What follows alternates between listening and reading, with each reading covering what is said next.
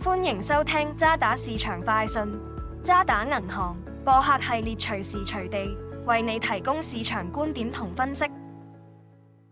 大家好，歡迎翻到嚟渣打投資觀點，我係 Michelle。今集我哋將會探討美國關稅前景同埋對美國科技行業嘅睇法。早前美國最高法院嘅裁決限制咗總統喺未經國會批准嘅情況之下徵收長期關稅嘅權力。雖然特朗普動用另外一項法案加徵為期150日嘅10%關稅，並且提議將部分貿易夥伴嘅稅率提高至15%，但係整體嚟講，美國關稅可能已經見頂，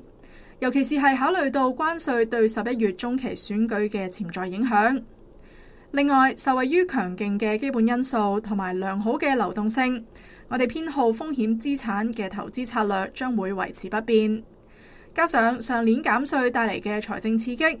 聯儲局減息導致借貸成本下降，同埋人工智能驅動嘅投資，亦都為美國企業嘅業績帶嚟支持。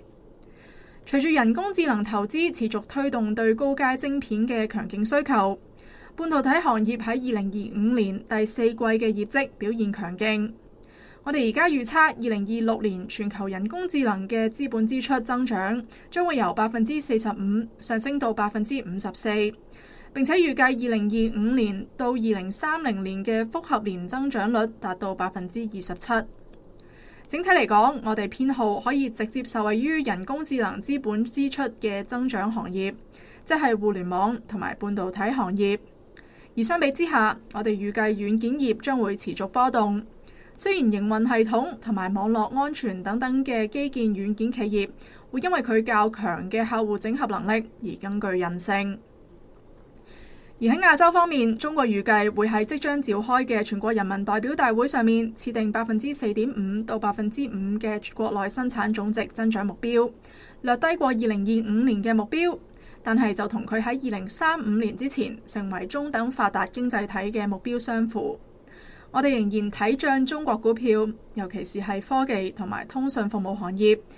因為佢估值較美國同類嘅股票更具吸引力。咁今集嘅時間就嚟到呢度啦，多謝你哋嘅收聽。如果你對以上嘅內容感興趣，記得點讚同埋分享。我哋下個禮拜再見。多謝收聽渣打銀行嘅播客系列渣打市場快訊，詳情可瀏覽我哋網站嘅最新市場觀點，或者點擊描述內嘅連結。